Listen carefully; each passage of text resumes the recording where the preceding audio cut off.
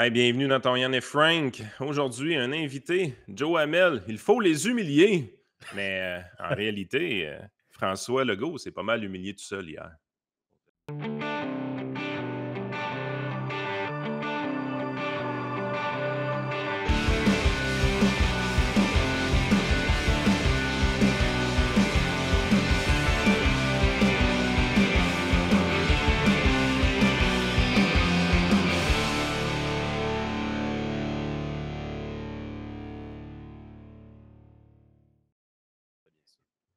Ouais, François Legault s'est pas mal humilié tout seul hier. On va en parler dans quelques instants. Juste avant, je veux rappeler la conférence santé organisée par l'IEDM à Montréal le 19 novembre. Ceux qui s'intéressent, là, Jacques Chaouli va être là, Karim El Ayoumi, Yannick Labrie, un gros panel de conférenciers sur comment on fait. Tu sais, vous autres, la droite, là, pirate, vous avez jamais rien à proposer comme solution. Non, non, on en a des solutions à proposer. Il y en a plein des solutions, ils sont connues. Ceux qui veulent entendre parler de ça, ben, allez-y à la conférence santé, ça va vous apprendre plein d'affaires. Et je remercierai nos amis de Range Brand, rangebrand.ca pour avoir les best vêtements de country au Québec et au Canada. C'est rendu Ah la ouais, plus grosse boîte. on reçoit des futurs premiers ministres avec l'arrangement sur le dos, man. Exact, c'est ça qu'on fait. Euh, Joe Hamel, hier, François Legault a déposé sa nouvelle vision, apparemment. J'ai pas compris ce qu'il y avait de nouveau là-dedans. Moi, je te lancerai de même en commençant. Non, mais c'est parce que François Legault, pour les gens qui ont oublié qui c'était un monsieur qui, avant d'être élu, nous disait que Saint-Hubert, c'était une catastrophe que ce soit vendu à des Ontariens, qu'il fallait boycotter la peinture Sico, ou je ne sais plus trop quelle peinture. Tu sais, ça a toujours été un nationaliste protectionniste au niveau économique. Arona, je pense, l'autre Ouais. scandale. Rona, hein. Ben, fait que ça n'a pas changé, là. Fait que, Non. il est encore sur les mêmes thématiques, finalement. Ben, écoute, oui, puis ce qui est impressionnant, c'est qu'on se rend compte à quel point que ça a été ficelé à la dernière minute, là, cette annonce-là. Tu Plein m'étonnes. de monde pas là. Le PDG le président de la Caisse n'était pas là. Toutes les think tanks, ben, toutes les lobbies comme la Fédération des petites entreprises, en fait, ils sont questionnés. Genre, l'article du Journal de Montréal est absolument lunaire. Là. Je ne sais pas si vous pouvez le partager. Là. C'était On de va trouver ça, on va trouver ça. Sylvain Larocque et Francis Alain qui ont couvert ça et finalement qui démolissent pas mal le plan. On se rend compte que c'est assez improvisé. Et ce qui est impressionnant, en fait, c'est qu'il y a des choses là-dedans qui sont littéralement un virage à 180 degrés par rapport à leur orientation initiale, notamment sur les centres de données. Ça, écoute, je connais beaucoup de monde dans le secteur, là, puis dans le secteur d'activité des centres de données. Puis dans les dernières années, ils ont été. Il y a des. Vous connaissez Qscale, je Oui, pense que ça, c'est à Saint-Étienne, à Lévis, ça. ouais, je Oui. pense que la CAQ, initialement, était derrière ça. Il y avait Oui. des, pas dire des subventions, mais il Les était échecs de la filière. favorable au projet. Et là, eux, ils ont dû se retourner. Je pense qu'ils construisent un centre de données dans la région de Toronto parce qu'ils n'ont pas de courant. Parce que tout le courant avait été Attends un peu, là. Ils n'ont pas de courant. non, ils n'ont pas de courant. Ils sont, ils ont pour leur expansion. Donc, tout parce qu'il y a quelque chose de très politique dans l'allocation du courant de l'électricité avec Hydro-Québec dans la filière industrielle. Donc, tu dois être dans les bonnes grâces, notamment du régime, mais dans la lignée aussi du prochain plan de développement économique pour avoir des allocations d'énergie. Donc, tout était. Puis Ben, je me c'était tout trompe, le tu as un peu contentieux. d'expertise là-dedans, Joe, parce qu'il fut une époque avec les bitcoins, il y avait des farms de mining en bitcoin. Puis je me rappelle que tu avais touché un peu à ces dossiers-là à l'époque, puis tu voyais que les liens avec Hydro-Québec, puis donner des contrats à des firmes de bitcoin comme ça, c'était comme pas facile là, quand même. Ben, ce qui est drôle, c'est que Hydro-Québec, initialement, dans ce dossier-là, puis pareil avec les centres de données, euh, avait émis le signal qui était favorable à ça parce que ça réglait un problème. Le minage Bitcoin, premièrement, ça prend pas beaucoup. Ben, oui, ça prend beaucoup d'énergie, mais ça peut être isolé. Ça n'a pas besoin d'être dans les grands centres. Il y avait des projets, notamment à Bécomo, tout ça. Puis ça réglait un problème à l'époque qui est maintenant complètement l'inverse, c'est qu'on avait trop d'énergie à la fin des années 2010, 2018 à 2020 à peu près. Donc, c'est un consommateur qui était prêt à acheter toute l'énergie disponible en surplus au prix du marché. Donc, ça réglait réellement un problème pour Hydro-Québec. Hydro-Québec avait même fait des développements commerciaux en Chine pour attirer des gros joueurs. Puis du jour au lendemain, quand ils se sont rendus compte que à l'époque, c'était les libéraux de Philippe Couillard, c'était Moreau, Pierre Moreau à l'époque, qui Pierre était Moreau. ministre de l'énergie, des ressources naturelles. Écoute, c'est surréaliste. Se rend compte qu'il n'est pas invité à une annonce, c'était Bitfarms à l'époque. Je pense qu'il investissait 250 millions à Sherbrooke. Le ministère et le gouvernement se rend compte qu'il n'est pas invité à une annonce. Le lendemain, le cabinet du premier ministre appelle la compagnie. Ouais, mais là, écoute, quelques jours après, tu avais un décret au Québec qui empêchait le développement. T'as pas Juste plus. parce qu'ils n'ont pas été invités? Ouais, c'est ça. Ben, écoute, ils se rendaient compte qu'ils ne faisaient pas partie des annonces parce que c'était des capitaux privés. Il y avait tellement d'argent qui était prêt à investir là-dedans que quand ils se sont rendus compte qu'ils ne faisaient pas partie de l'équation puis de la coupure du ruban, ben, ils ont paniqué puis ils ont émis un décret sur l'industrie. Tous les capitaux sont allés. À l'époque, le gaz naturel n'était pas cher, puis il y avait beaucoup de gaz naturel isolé, des puits isolés, notamment en Alberta. Fait que la plupart des investissements sont allés là. Écoute, c'est fou raide. Il y a des fermes qui sont allées s'installer dans le nord de l'État de New York qui fonctionnaient avec de l'énergie aux États-Unis, mais qui importaient d'Hydro-Québec à meilleur coût que s'ils étaient installés au Québec. Donc, il y a plein d'histoires d'horreur de même comme ça, d'allocation d'énergie avec Hydro-Québec. C'est purement une histoire d'allocation de ressources centralisées qui dépend du pouvoir politique. Donc, tu sais, on nous répète, Yann, on nous répète toujours, il y a la Caisse indépendant, Hydro-Québec. Ben non, ben non. C'est à un coup de fil du cabinet du PM de changer complètement leur orientation. Puis ça, c'est un bon exemple. L'histoire des data centers, en fait, c'est complètement à la remorque de tout ce qui se passe en Amérique du Nord, surtout aux États-Unis depuis un an. Il y a des communautés particulièrement rurales qui sont relancées. Écoute, ils relancent des centrales nucléaires aux États-Unis pour fournir à la demande des centres de données.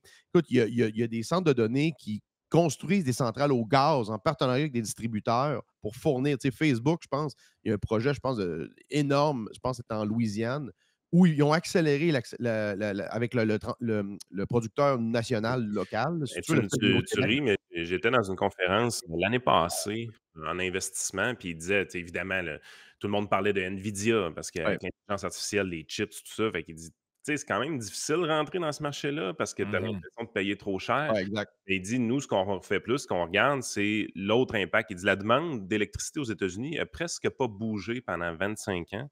Puis il dit, là, ce qu'on se rend compte, c'est qu'avec toutes ces affaires-là d'intelligence artificielle, la demande d'énergie est en train d'exploser.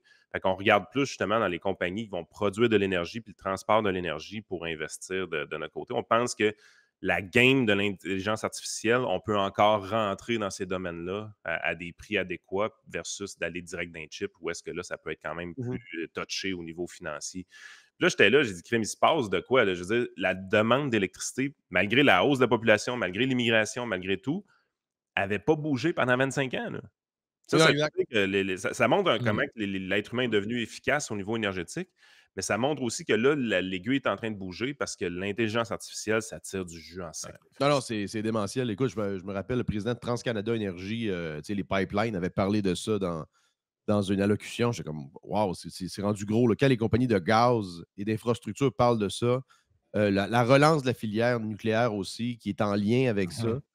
Donc là, on sent qu'on a comme on est devant une pénurie, ben, pas une pénurie, mais il n'y aura pas assez d'énergie pour fournir, et c'est ça qui peut ralentir potentiellement le secteur. Donc, tout ça pour revenir au fait qu'il y avait des signaux économiques clairs que les investisseurs, les entrepreneurs font des calculs, comme les gens de Qscale, et demandent de l'énergie à Hydro-Québec.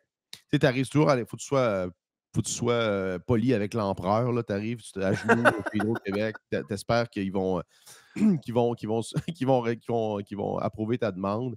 Finalement, ça tourne. Et tu sais, ça vient quand même d'une société qui était dans les bonnes grâces de la CAQ, qui avait au lendemain de 2020, je pense, avait bénéficié. Ça avait été une annonce ça, de la CAQ, je pense, du gouvernement, du ministère, un petit peu avant la filière batterie. Et donc, tu vois à quel point c'est complètement débile et c'est incohérent, ça. Tu sais, tu te dis, OK, je vais faire partie des prochains plans vu que tu es dans le premier plan de 5 ans. Là. Mais non, finalement, tu fais. Ouais, c'est Mais hallucinant. On s'entend. Fitzgibbon, son équipe arrive au pouvoir en 2018. Premièrement, ils sont en situation de surplus budgétaire après le Lightout, c'est plus énergétique. puis surplus énergétique. Puis on se ramasse après ça, vers la fin du mandat de Fitzgibbon, c'est chicané avec Sophie Brochu. Sophie démissionne, on amène le sauveur Sebia, éventuellement, elle finit par s'en aller lui aussi. Puis on est dans un monde où est-ce qu'il n'y en a plus de surplus énergétique, puis on pense Mhm. même que là, il faut se mettre à investir massivement dans le réseau hydroélectrique parce qu'on perd de l'énergie dans le système, le système est vétuste, puis on est pogné un peu avec les contrats d'exportation où est-ce qu'on on s'est pas fait fourrer parce qu'on est en situation de surplus, mais dans un contexte où il n'y a plus de surplus, on regarde le prix auquel on vend l'électricité, puis on se dit, ouais, pas fort notre affaire. Hein? Ben Ah oui, non. c'est incroyable. Mais tu sais ce que tu disais, là, Charles Lemont brillait par son absence. Ouais. Donc là, Legault est allé nous dire qu'il fallait utiliser la caisse de dépôt puis le bas de laine des Québécois C'est dangereux, ça. pour investir massivement dans toutes sortes de patentes. Là. Mais le gars qui est concerné n'est pas là. Fait que Non, ça te mais donne c'est ça, quand ça, même un ça- signal ben, c'est un important. Là. signal que c'est fait sur un coin de table. Non, Parce que si exactement. c'était si important que ça, puis une annonce générationnelle, puis ça, le gars se serait libéré pour être là. Charles n'était pas disponible, mais je le rencontre une fois par mois, a ensuite indiqué M. Legault. Ouais, c'est Ouais, incroyable. c'est Mais incroyable. il disait aussi l'argument qu'il utilisait à l'époque, puis aussi de l'époque Bitcoin 2018, puis Data Center par la suite, c'était qu'il avait développé une formule de par mégawatt, ça ne crée pas assez d'emplois. Donc, nous, il y avait comme une formule, là, pour chaque mégawatt donné, il faut que ça crée des emplois. Donc, évidemment que ce n'est pas une Aïe, aïe. aluminerie. Là. Puis, ça n'arrivera plus en passant. Là. Il n'y aura plus de nouvelles alumineries au Québec. Ça a été une vague dans les années 50, 60, 70, un petit peu par la suite avec les nouvelles générations. Mais ça a été, c'est très peu probable qu'on va voir des nouveaux investissements industriels de cette ampleur-là. Parce que ça s'est fait au début. Ça aussi, c'était quand même un pas pire rabbit hole, là, le développement d'aluminium. Ça avait aussi été développé pour pallier à un surplus d'énergie. Les endroits qui se ramassaient avec un surplus d'énergie, ça a attiré dont le Québec, puis aussi l'Islande. Et par la suite, il y a eu une dernière vague avec, par exemple, les pays du Golfe qui avaient des surplus de gaz puis de pétrole. Fait que dans le fond, c'est une façon de ramasser le surplus d'énergie pour produire un produit industriel qui est extrêmement énergivore. Donc, tu sais, les producteurs d'aluminium convergeaient vers les zones où il y avait des surplus, mais c'était aussi favorable. C'est pour ça que le Québec avait ouvert ses portes à Alcoa, Alcan, Ouais, etc. ouais, ouais. Et ça n'arrivera plus. Il n'y aura plus 2000 jobs d'une shot qui vont être créés. Donc, mais c'est fascinant à quel point tous les signaux étaient réunis pour dire qu'il y a vraiment une demande. Puis tout le monde, tu sais, j'ai un ami qui est dans la ventilation. Il dit, on l'a su, ça fait longtemps qu'on a vu que la demande rampait up pour tous les produits qui étaient en demande dans ce vertical-là. Puis Hydro-Québec devait le savoir, parce qu'ils ne sont pas fous à temps plein. Ils ont quand même une division commerciale qu'ils connaissent. Ils font des shows, tout ça. Ils sont en relation avec le marché quand même. Puis je pense que généralement, ils ont ils ont le bon flair, mais comme on le sait, le Mais il n'y a pas politique d'indépendance, c'est arrive, ça. Ben non. et change complètement la dynamique. Ça, c'est Ben, on c'est l'a compris incroyable. avec. Mais rappelez-vous, juste pour que les gens comprennent, là, rappelez-vous avec Fitzgibbon, là, le gars déposait des projets de loi pour on gèle les tarifs. Tu sais, dans le fond, c'est eux qui décident des tarifs, c'est eux qui décident de qui va gérer la business, c'est eux qui décident dans quoi ils vont investir, vont-ils faire des nouveaux barrages ou pas. Donc, en réalité, il n'y en a aucune indépendance. Là. Non. Tu sais, imaginez, vous avez une entreprise, puis vous êtes supposément le PDG de l'entreprise, mais c'est pas vous, c'est moi qui décide combien vous payez vos employés, dans quoi vous allez investir, combien vont être est-ce que vos tarifs augmentent de 2 ou 3 l'année suivante? Dans le fond, c'est moi le boss de l'entreprise, pas vous. Là.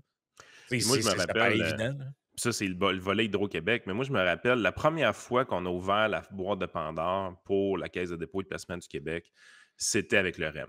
La journée qu'on est arrivé et qu'on a dit on va aller financer le REM à Ah ouais. Montréal avec de l'argent qu'il y a dans la caisse, moi, je tirais à boulet rouge ce projet-là à l'époque avec Radio Pirate. Je me rappelle que Joe t'en parlait aussi souvent. C'est la création de CDPQ Infra sous Philippe Couillard, en passant, là, qui ont Exact. développé cette filière-là. Là. J'ai dit, la journée que vous ouvrez cette brèche-là, là, que le politique peut aller à deux mains là-dedans, financer tous ces projets de merde, là, j'ai dit, on est cuit. Là. Ça va être capote. Là. Déjà qu'il y avait des affaires un peu louches, qu'on mettait de la pression pour investir un peu plus dans les entreprises québécoises ou ces affaires-là. On a même fini par dire hey, on n'investira plus jamais dans le pétrole. Ça, ce qui est absolument stupide. Je pense que c'est dans un all-time low en plus pour les Ils ont vendu investissements toute leur pétroliers. position, suite à la pression, suite à des groupes de pression, genre étudiants. Là.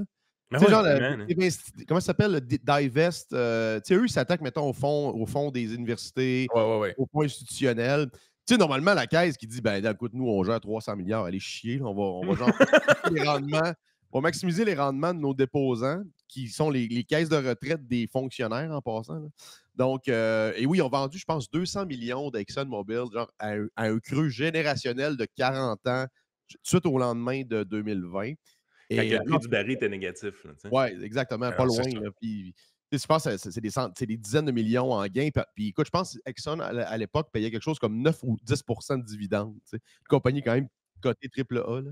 Mais Ah, c'est absolument lunaire. Écoute, ils ont fait ce qu'ils font souvent. Dans l'article du Journal de Montréal, ils ont édité l'article parce qu'il y avait une déclaration de Legault d'hier. Il faut que je retrouve là. Parce qu'il y a un volet de souveraineté numérique là-dedans. Là. C'est-à-dire que faut T'as que nos peu, données, là. ouais, faut que nos données soient chez nous. Puis là, il disait hier, il dit, écoute ça. Il dit, selon le premier ministre, une autre raison de développer l'expertise en intelligence artificielle et d'accueillir des centres de données, c'est le désastre numérique de SACLIC. L'idée avec ce qui s'est passé, là, c'est lui qui parle, l'idée de ce qui s'est passé, avec, entre autres avec la SAC, c'est de faire moins affaire avec des IBM, Oracle et SAP. C'est quand même le fun pour des. Tu sais, tu te fais citer par le PM dans un scandale qui peut-être même pas. Tu sais, je ne sais pas si sont totalement liés à ça, mais c'est quand même des citoyens corporatifs au Québec qui se font dégommer dans la déclaration. Là. Puis de faire plus affaire avec des compagnies québécoises sans se faire avoir. Voyons, Chris. Non, on peut pas avoir parce que les données ne sont pas au Québec, mais les données ne sont pas au Québec parce qu'il n'y avait pas d'énergie pour bâtir les centres de données ici. Ouais, mais attends un peu. Là, tabarnak. c'est quoi la garantie qu'un Québécois ne fourra pas un Québécois? Là? Ben non, c'est ça n'a aucun sens. Ouais, non, il n'y a aucune garantie. Mais Ouais, tu sais, non.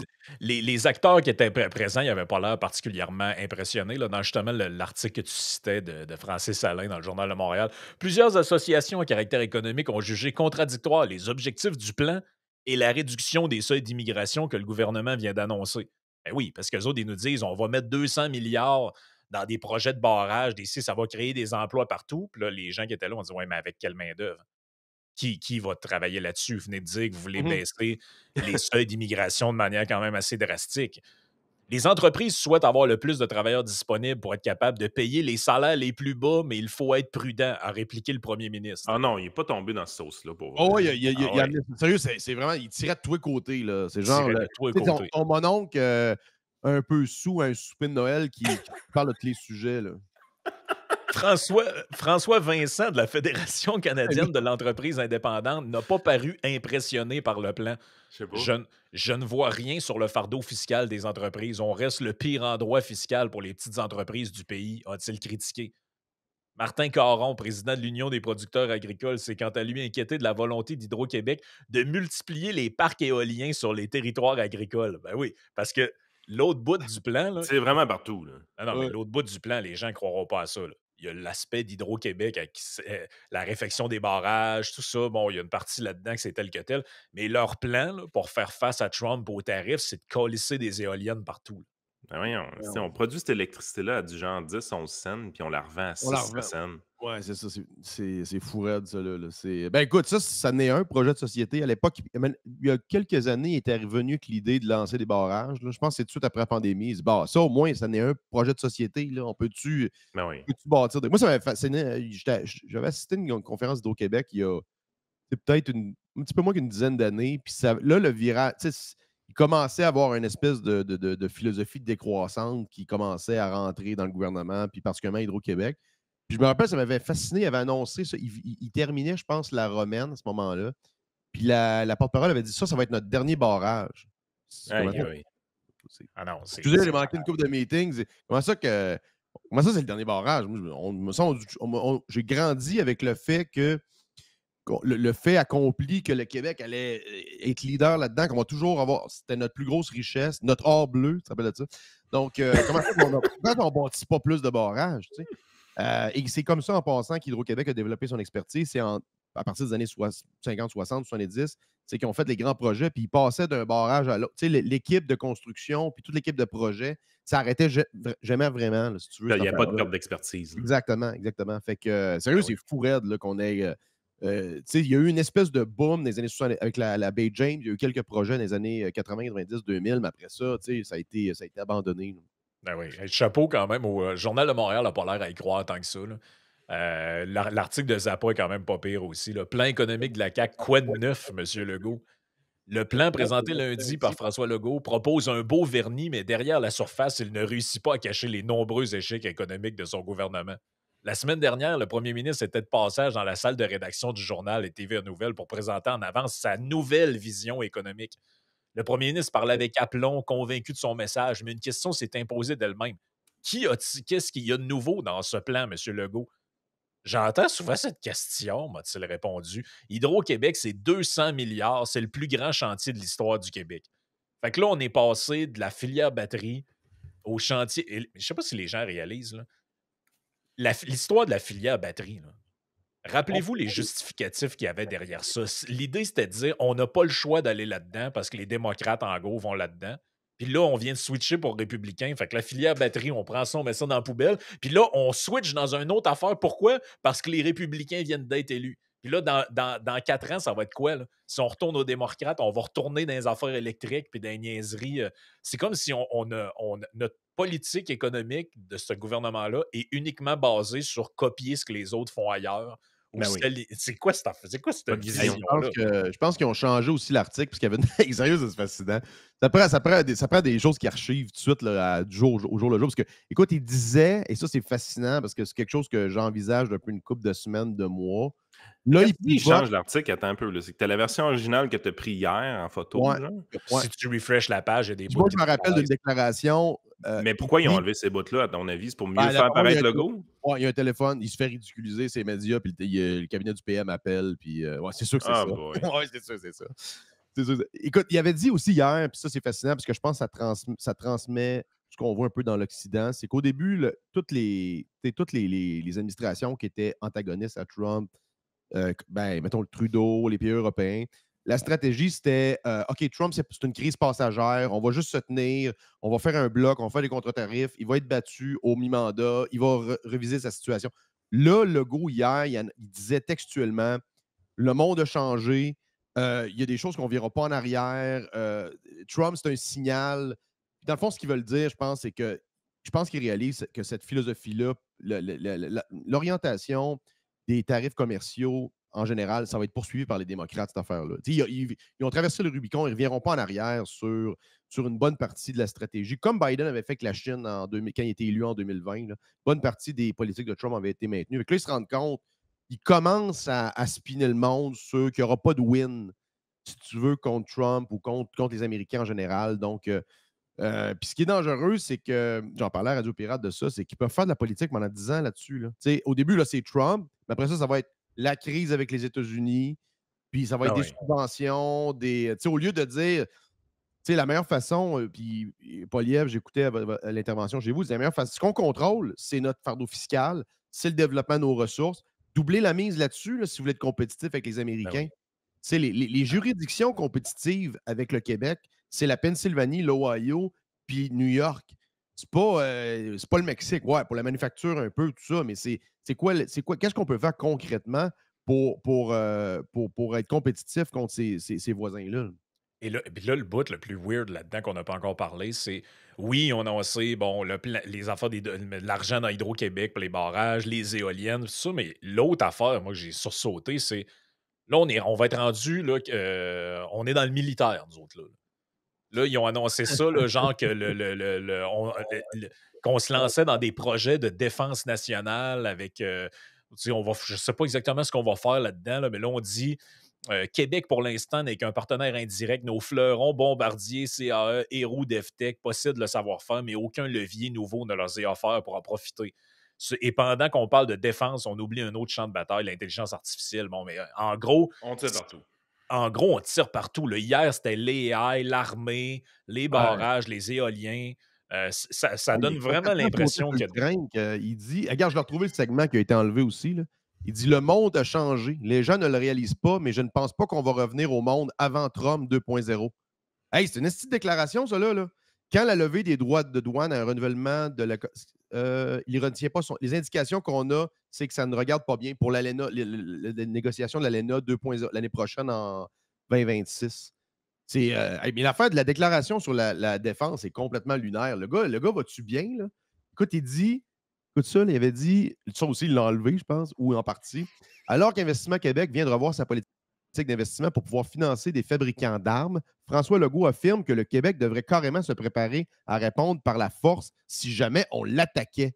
Ce que l'on veut, c'est surtout se défendre. Ce n'est pas utopie de penser que l'on pourrait, dans les prochaines années, avoir à se défendre. Voyons, Se tabarnak, défendre qu'est-ce que avec c'est ça, qui? là? Les Vikings? Non, Mais là, il, malade. il parle de défense économique, là. Il parle pas de défense Non, militaire. non, c'est des armes, là. Je te dis, Yann. Il parle du secteur d'armement, puis il dit que le Québec pourrait être attaqué. C'est physiquement, là. Voyons, Calvaire, ça va, man. Là, ils veulent faire peur, genre. Là, il dit, on faut faire peur genre, aux boomers. Puis il y en a qui vont le croire, là. Moi, je connais Ben des écoute, boomers qui vont croire ça, que les Américains vont nous dans attaquer. le débat. Premièrement, on est un membre de l'OTAN, là. Les Américains nous attaquent, les autres pays viennent-tu nous défendre, là? Non, mais tu sais, On est contributeurs de il n'y l'OTAN. a pas juste nous autres, il n'y a pas juste Legault qui fait ça. Là. Carney l'avait fait contre Chrystia Freeland dans le débat Ben de oui, la oui. chefferie libérale. Puis moi, Frank, on avait fait passer l'extrait, on capotait. Il était là, il dit qu'est-ce qu'on pouvait se faire envahir par le Nord avec l'Alaska, puis tout. Puis j'étais là, je dis, voyons, dans quel monde qu'ils vivent, eux autres-là, que les Américains sont sur le bord de nous envahir? C'est Ben, ça, absolument c'est fou faux. en Là. passant. Non, puis dans un contexte de négociation commerciale, est-ce qu'ils savent que le département d'État, qui a un consulat à Québec, à Montréal, puis qui a une ambassade à Ottawa, screen les déclarations du premier ministre et de tous les ministres, et il y a une espèce de résumé qui est envoyé, puis il dit, regardez, monsieur, je ne dis pas que Trump reçoit ça sur son bureau, là, mais il y a quand même des briefings qui sont faits que, probablement, Carney dit telle affaire, l'autre qui menace, qui fait des publicités, puis qui vide du Crown Royal avec Elbows Up. Puis là, tu as le premier ministre du Québec qui veut relancer l'industrie de l'armement parce qu'on va les attaquer. Imagine le briefing que tu as, genre, du Canada. C'est des fous, ça.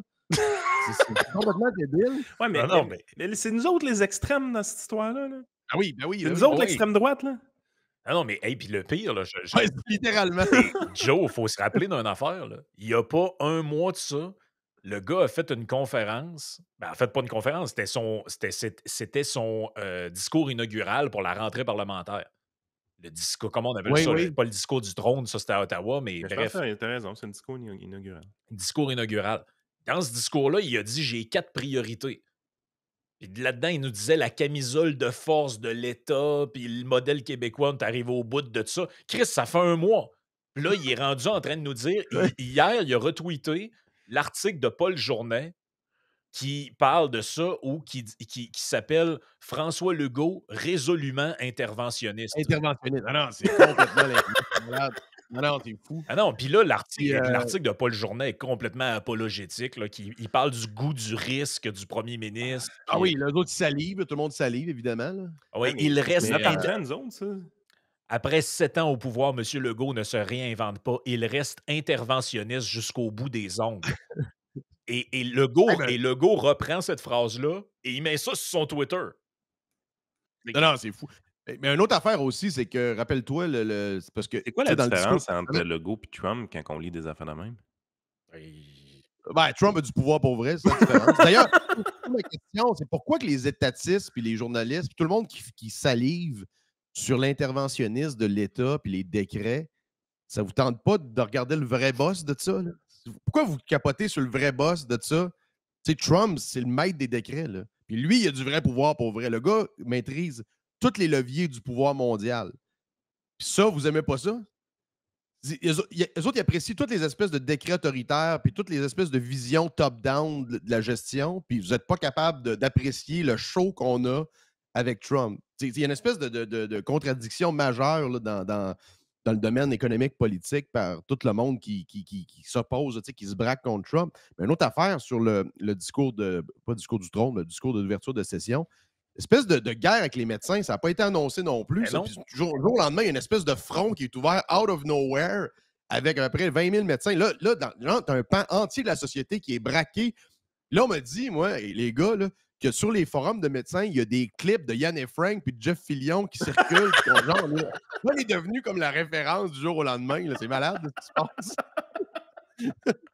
Non, c'est n'importe quoi. Écoute, dans le. Il n'y avait pas un truc qui circulait en dehors du Centre Bell, justement, pour recruter des médecins en Ontario? De l'Ontario. Hey, ça, c'est drôle. Hein. Ça, c'est drôle pareil. Là. Ils ont comme ouvert une ligne. Puis apparemment, qu'il y a une médecin qui a appelé parce qu'il y avait comme un numéro. Là, Rob Ford a fait genre un 800. Apparemment, Ça, c'est le lui premier qui rappelle ministre, pour avait vrai. fait ça à l'époque. Oui, ça a l'air qu'il a réussi à rejoindre un médecin puis il l'a invité pour vrai. Et ça, c'est fascinant parce que. Puis, qu'est-ce qui est fou aussi, apparemment, c'est que ceux qui sont dans l'internat, ceux qui font leur stage, faut qu'ils fassent une décision. Puis je pense que la moitié ont décidé d'aller à l'extérieur tout de suite. Ils ont déjà perdu presque la moitié des futurs médecins sur une décision. Là. Donc, ils sont même pas assez fous, Red. Là. On met 50-70 milliards là-dedans.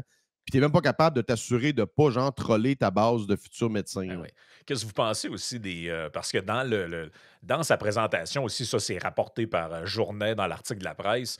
Legault aussi a fait un genre de. Parce qu'avant d'annoncer ses patentes, il a fait un genre de long préambule avec des graphiques où il dit on s'est enrichi plus que les autres provinces, on est meilleur que les autres provinces, notre revenu réel est meilleur que les autres. Puis ça, apparemment, c'est dû à leur politique industrielle, tout ça, là, de ce que je comprends. Ouais, ça, ils ont toujours servi depuis 2020. Il y a toujours. Premièrement, on n'a jamais vraiment fermé le gap avec l'Ontario, qui était la promesse de la CAQ. Rappelle-toi, en 2018, c'était toujours le métrique, c'était le revenu disponible avec l'Ontario. Ça n'a jamais été fermé. Puis depuis, ce qui est drôle, c'est que depuis la pandémie. Regarde les salaires bas à cause des immigrants. Ouais, puis on est encore à des endroits avec le taux le plus faible d'investissement privé au Canada. Je pense que c'est encore le cas au Québec. Puis ce qui est drôle depuis facilement 2 ans, c'est à chaque fois que tu as le Statistique Canada release les données d'inflation, c'est toujours plus haut au Québec. Puis là, nous autres, on a encore la bourse du carbone, ce qu'ils n'ont plus dans le reste du Canada. Fait que les prix sont constamment plus élevés au Québec. Plus toutes les.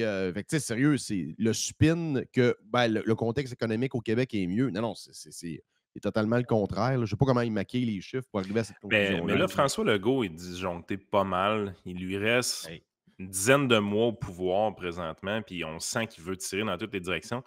Je veux dire, il nous fait quasiment saliver une élection hâtive. Moi, je suis rendu dans un. Quand je le regarde aller puis voir comment il est disjoncté puis déconnecté de la réalité, je me dis.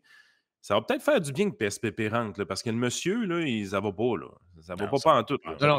Mais c'est ça qui est le plus drôle, c'est que le gars se fait shifter. Le gars se fait shifter par la droite, par le PQ. Il est rendu plus péquiste que les péquistes. Moi, ça me fait capoter. Là. Ça me fait complètement. Il a ouvert un front, c'est ça, c'est qu'il a ouvert un front sur la critique de son interventionniste. Ça permet au PQ. Puis ce qui est fascinant, c'est que le PQ peut se positionner là-dessus sur l'interventionniste de l'État. Puis avoir l'air raisonnable. Le piège, ouais, parce que le piège aussi, le PQ, c'est qu'il peut se positionner là-dessus. Le PQ a une base relativement diversifiée. Et il n'y a personne au PQ qui va s'opposer à ça, là, à part quelques planifieux centralisés. Là, mais sa base QS n'est pas en désaccord avec ça. Les nationalistes, peut-être un peu. Mais PSPP est capable de se positionner là-dessus sans avoir de backlash. Alors que, sur le wokisme, etc., on l'a vu avec Manon Massé, là, qui a été critique du plan de souveraineté. C'est pas assez inclusif. Là. Exactement. Il y a des sujets que le PQ peut comme sa base peut se diviser, mais là-dessus, il y a tout à gagner à du moins démontrer. Alors qu'en réalité, le PQ était derrière, cautionnait à peu près toutes les décisions de la filière batterie. La seule chose qui sont opposées, je me rappelle, c'est qu'ils voulaient un BAP pour Nordvolt parce qu'ils s'inquiétaient des quenouilles sur le terrain. Là. Jamais qu'ils ont remis en question l'investissement public là-dedans. Les seuls qui sont opposés à ça, c'était les conservateurs. Le seul qui criait, c'était du M encore. C'est clair, sauf que le prétexte est super bon pour faire un pivot dans le positionnement. Si tu le fais ton pivot pour te positionner autrement que dans l'interventionniste, ça n'a jamais été mieux que là. Parce qu'on a l'échec de la filière batterie, puis là, on a ce plan de fou-là. C'est ce qu'il dit lui-même. On n'a pas les moyens de se payer une nouvelle vision économique totalement improvisée de François Legault après avoir dilapidé des milliards dans des projets destinés à la faillite. Le premier ministre veut aller encore plus loin. La vérité, c'est que le modèle économique de la CAQ, celui d'une économie gonflée aux subventions, a largement démontré son échec. Là, il dit qu'il le sait depuis les 25 dernières années. Là. Mais c'était pas tout à fait ça avant. Mais saluons quand même le repos. Le constat est quand même adéquat. Le constat est adéquat. Puis s'il se repositionne là-dessus pour vrai, c'est mieux vaut tard que jamais, comme on dit. Mais il faut que je vous présente Chantal Carney. Elle a analysé, parce que tu sais qu'à Radcan, quand eux autres, ils font venir un panel d'experts pour analyser. Avec Émilie Nicolas. C'est quasiment ça. En gros, là, le panel pour analyser le truc, on a Paul Journet, Hélène Buzetti et Chantal Trudeau. Pas quelqu'un qui a passé un cours de comptabilité là-dedans. Là. Jeff appelle le chroniqueur de disques, Paul Journet. Ah non, mais pour vrai, écoutez comment Mme Hébert voit la chose, là, c'est malade. Toutes ses obsessions ressortent dans le truc. Elle trouve le moyen de ramener ça sur Poilievre. Moi, j'ai Oh non. capoté. Ah non, je vous le dis, vous n'êtes pas prêts. Là. Aujourd'hui, une vision économique, dit-il, pour un monde qui a changé. On l'écoute. Malheureusement, je pense pas qu'on va revenir à la situation qu'on connaissait il y a 6 ou 12 mois. Donc, on a le devoir d'agir, de s'ajuster. C'est quand même, j'ose le mot, là, grave ce qui se passe actuellement. Si on ne fait pas les bons choix dans les prochaines années, le Québec pourrait se retrouver avec un niveau de vie plus bas. Uh-huh. Ben, ça, c'est lunaire. Là. Ça, le niveau de vie plus bas, ça va être à cause de Trump, c'est pas à cause de leur politique de merde. Là. Vous êtes littéralement le plus gros risque sur le niveau de vie des Québécois. Alors, C'est vous qui avez décoté le Québec, c'est pas C'est Trump. incroyable. Mais t'as vu, wait, there's more. Alors, il est question d'investissement, notamment dans Hydro-Québec, pour augmenter sa capacité. On parle du secteur de la défense, entre autres. On va investir dans les entreprises québécoises. Chantal, je commence avec vous. Est-ce qu'il y a assez de nouveaux, d'après vous, pour permettre à François Legault de se relancer d'ici les prochaines élections? Du nouveau, il n'y en a pas des tonnes. Un journaliste de nouvelles qui regarde ça, probablement a de la misère à trouver un lead, à part le fait qu'on a présenté ce document-là. Ça ne veut pas dire que c'est sans intérêt. Mais ça ne veut pas dire surtout que ça n'a pas l'intérêt de hausser la barre pour les autres partis. Le Parti libéral, le Parti québécois, Québec solidaire, qui prétendent, entre autres, prendre le pouvoir, mais qui, au niveau d'un plan économique, d'une vision économique, en ont pas vraiment présenté. Alors, il y a des éléments là-dedans qu'à peu près n'importe quel parti qui veut gouverner le Québec va reprendre. Hydro-Québec, au centre de la stratégie, c'est difficile de passer à côté. Mais ça va forcer tout le monde, quelque part, à présenter quelque chose de plus cohérent qu'une critique du gouvernement. Et en passant, parce que vous avez travaillé à Ottawa et moi aussi, il n'y a pas si longtemps, on a couvert quelqu'un qui pensait qu'il n'y avait pas besoin d'un programme économique ou d'une équipe économique parce qu'il y avait beaucoup d'avance sur le parti au pouvoir. Et cette personne-là est chef de l'opposition aujourd'hui. Aïe, aïe. C'est quoi le rapport? Ben, premièrement, au contraire, ça l'a donné l'opportunité au PQ. Tu sais, il y a eu une passe sur la palette en avant du net, puis elle n'est pas capable d'identifier. Sérieux, ils sont tellement mauvais. On en parlait à la conférence cette semaine. Je veux dire, le commentariat politique est absolument attardé là, au Québec. Là. Ça, c'est l'élite, ça, en passant, qui n'est pas capable d'identifier que le gars est en fin de régime, le gars panique. Légende. Et tu sais, le moindrement objectif, tu regardes la réaction du PQ et des autres partis, en fait, ils vont profiter de ça pour se positionner sur les effets de la CAQ. Joe. C'est politique 101. Là. À base, là, quand on parle d'objectivité, la madame, elle nous dit que les partis qui envisagent de gouverner le Québec, il y a Québec solidaire là-dedans, puis elle nomme pas le Parti conservateur. Ben oui. Arrêtez, là. Le Parti conservateur est à 13-14 dans les sondages, puis Québec solidaire est à 6. Là. Pourquoi qu'elle ramène? Ben, premièrement, c'est pas faux l'histoire que, oui, Poilievre avait. On ne savait pas c'était qui le ministre des Finances. Il y a des critiques qui sont valides là-dedans, mais qu'est-ce qu'ils viennent faire là-dedans? C'est un peu comme quand ils ramènent Trump après à toutes les sauces. Là. Sérieux, c'est vraiment mauvais. C'est là que tu vois que l'étatisme, ça l'a tellement rongé la société québécoise et canadienne qu'elle, dans son esprit, elle ne sait pas trop ce que ça vaut, ce plan-là, mais elle se dit l'important, c'est qu'il y ait un plan. Mais Hydro-Québec est toujours au centre des décisions économiques au Québec. C'est un dogme. Fait que là, le spin, eux autres, ça va être de dire c'est pas que ce plan-là n'a pas d'allure, ça, on le sait pas. Mais les autres partis, ils ont pas de plan. Fait que là, le PQ et les libéraux, là, vous autres, allez-vous arriver là, avec une vraie vision économique de pitcher des milliards partout puis de construire des. C'est ça la spin qu'ils vont mettre de l'avant, c'est qu'au moins la CAQ. Du track record de la CAQ? Mais ça ne les dérange pas. Là. Il y a juste nous autres qui suivent l'évolution. Ça, c'est un constat moi, des dernières années. Là. On dirait que les gens qui sont accrochés à ce commentariat-là, puis c'est vrai aussi sur Québécois, les gens, ils font pas de suivi de jour en jour et de semaine en semaine sur les enjeux. Fait que c'est pour ça que des pivots comme ça, du jour au lendemain, ils embarquent là-dedans parce qu'il n'y a pas de. Ah, t'as peu, là, ils n'ont pas dit le contraire. Il y a un mois. Ouais, c'est comme si le cerveau se reset durant la fin de semaine. Moi, j'explique constamment. Ouais, mais comment ça, tu te rappelles pas de ça? Non. Ah, ouais, ils ont dit ça. Tabarouette, il me semble que c'est assez courant. Tu n'as pas besoin d'être de niche, tu n'as pas besoin de suivre des médias niches économiques pour te rendre compte que c'était complètement l'inverse. Comme tu C'est dis, ce avec qu'il disait l'histoire il y a des un médecins, mois. là, je veux dire, ils ont fait le discours inaugural. À aucun moment, ils ont parlé de la rémunération des médecins là-dedans. Retournez voir la liste des 4 priorités. On va avoir 4 chantiers, tout ça. À aucun moment, on nous est arrivé en nous disant que là, on allait partir une guerre ouverte contre les fédérations de médecins. Puis t'es comme, ça sort de où, ça? Puis tu sais, il y en a un vrai sujet d'actualité par rapport à Hydro-Québec qui aurait peut-être mérité une conférence avec des jeunes. C'est qu'il y a un gouvernement qui a été élu et qui a promis de faire un référendum sur l'entente de Churchill Fall. Et, Oui, exact. et ça, c'est comme tomber dans une craque, là. Mais le conservateur qui a été élu là-bas, là, Il veut rien il a- savoir. lui, il a dit ça a été signé par les libéraux qui étaient là avant moi. Moi, si le monde vote contre cette entente-là, je la déchire. Non, c'est ça, puis ils sont fourrés. D'ailleurs, c'était un des bons coups de la CAQ d'avoir anticipé le renouvellement de ça puis, dans les dernières années. C'était quand même pas mauvais, là, le deal qu'ils avaient renouvelé. J'avais été surpris. Pour Mais- vrai, quand on avait Ouais, annoncé ce puis, deal-là, j'étais là, ce j'ai que je dit comprends, c'est non-binding, là, c'est que dans le fond, c'était. une entente de c'était- principe. C'est ça, exact. Ben, c'est Fait ça, qu'il y avait l'erreur rien qu'ils de ont faite, signé. c'est ça, l'erreur qu'ils ont faite, c'est qu'il n'y a rien de signé. Fait que l'autre qui arrive, Hey, sérieux. Mais c'est le drame, tu sais, sans farce, là.